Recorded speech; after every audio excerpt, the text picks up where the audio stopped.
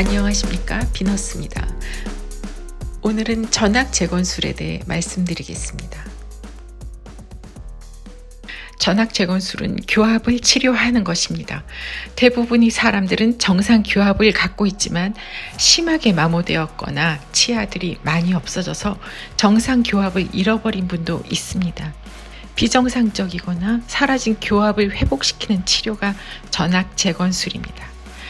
네이버에서 전악 재건술을 검색하면 임플란트가 가득 심긴 사진들이 주로 나옵니다. 이것들은 풀아치 임플란트라는 치료입니다.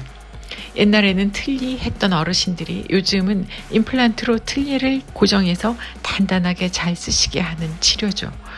틀니와 풀아치 임플란트는 이가 다 빠진 분에게 하는 전악 재건술입니다.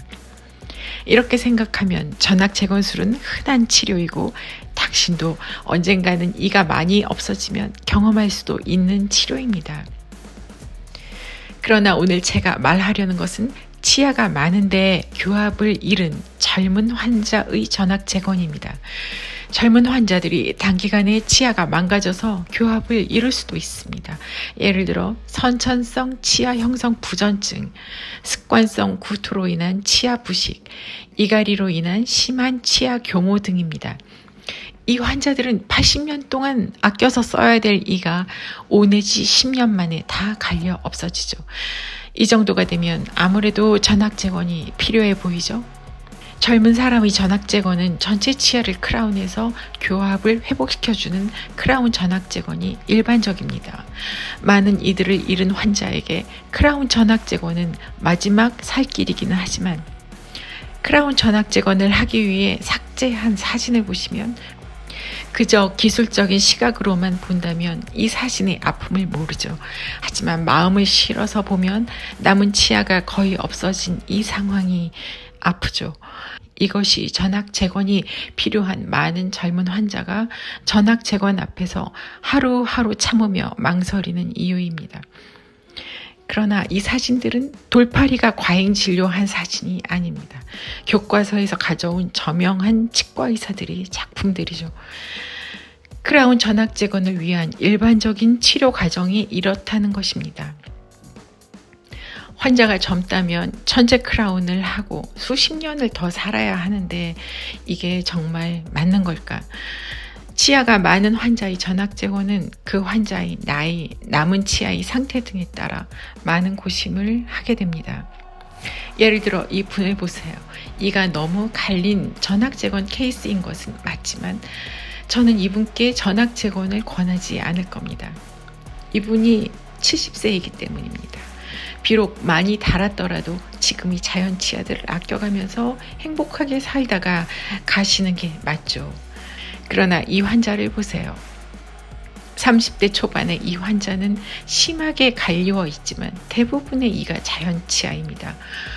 이분을 70세 환자에게 말하듯이 죽을 때까지 아껴서 쓰라고 할 수 있습니까? 이대로 50년 참고 살라고요? 젊은 환자는 젊은 나이에 맞도록 치료해서 삶의 질을 회복시키는 게 좋겠죠. 그러나 이분이 받아야 할 치료가 크라운 전악 재건뿐이라면 마음이 무겁습니다. 저 이들을 깎는 내내 마음이 무거울 것인데 이처럼 크라운 전악 재건은 일반적인 치료이긴 하지만 치아 삭제를 많이 해야 하기 때문에 저는 크라운 전악 재건을 하지 않습니다. 저는 비약적으로 발전한 접착 기술을 접목해서 라미네이트와 온레이를 이용한 전악 재건을 합니다. 온레이는 보도블록처럼 치아에 얹는 보철이기 때문에 치아를 돌려 깎을 필요가 없습니다. 접착 기술을 잘 활용하여 얹은 온레이가 떨어지지 않는다면 크라운을 깎을 필요가 없어집니다. 크라운 전악 재건에 비해 남는 이가 많죠. 온레이 전악 재건을 위한 삭제를 보세요. 크라운 전악 재건과 온레이 전악 재건의 삭제량을 비교해 보시죠. 이제 반반 비교해 볼게요. 치아가 많이 남죠. 특히 어금니 삭제량 차이를 보세요. 힘을 많이 받아야 하는 어금니의 대부분이 자연 치아로 남으면 이 환자가 앞으로 살아갈 때 얼마나 유리하겠습니까? 저는 16년 전에 처음으로 라미네이트와 온레이를 이용한 전악 재건 치료를 시작했습니다. 그때 저는 불안했습니다. 전악 재건술이라는 큰 치료를 받았는데 곧바로 깨지고 떨어지면 큰일이잖아요. 그래서 첫 환자를 시작할 때 전악 재건을 하되 치아 삭제를 거의 하지 말고 온레이로 일단 해보자. 그런데 만약 탈락되는 게 있다면 그것들만 크라운으로 바꿔드리겠다. 일단 치아에게 덜 깎일 기회를 주자. 그렇게 합의하고 시작했었죠. 결국 16년간의 장기적인 관찰까지 할 수 있게 되었죠. 그럼 이제 라미네이트와 온레이를 이용한 전악 재건의 장기적인 결과까지 보시죠.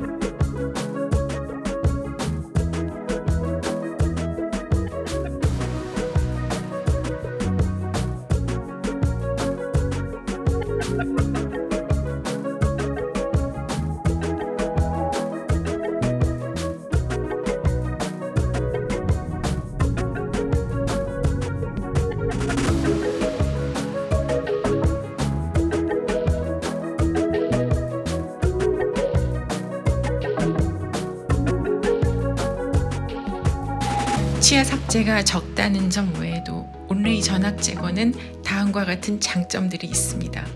첫 번째는 맑게 유지되는 신미성입니다. 지르코니아 크라운은 탁하지만 온레이는 맑습니다. 전체 크라운 전악 제거는 전체 치아가 탁해질 수밖에 없어서 전체 이를 한 티가 납니다. 그러나 온레이 전악 제거는 맑음으로 이를 한 티가 나지 않습니다. 두 번째는 신경치료가 줄어듭니다. 크라운 하려고 이를 깎다 보면 치아 삭제가 많아져서 신경치료할 확률이 높아집니다. 아까 보여드렸던 사진을 보시면 대부분의 치아가 신경치료되어 있을 정도입니다. 그렇지만 온레이 전악 제거는 치아 삭제가 거의 없기 때문에 신경치료가 거의 불필요해집니다. 세 번째는 조기 진단이 가능합니다. 크라운은 내부의 치아가 심지어 엑스레이로도 보이지 않으므로 속의 치아에 생기는 문제를 조기 발견하기가 어렵습니다. 그러므로 속의 치아를 보호하기 위해 주기적으로 뜯어보는 수밖에 없죠. 전체 치아를 크라운한 환자에게 주기적으로 크라운을 교체하는 일은 엄청난 일이죠. 그렇지만 온레이 전악 제거는 문제가 생기면 바로 보이고 엑스레이로도 보이기 때문에 주기적으로 교체할 필요가 없습니다. 탈이 날 때까지 계속 쓰면 되죠.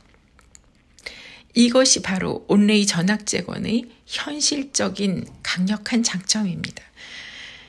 오늘은 여기까지입니다. 끝까지 들어주셔서 감사합니다.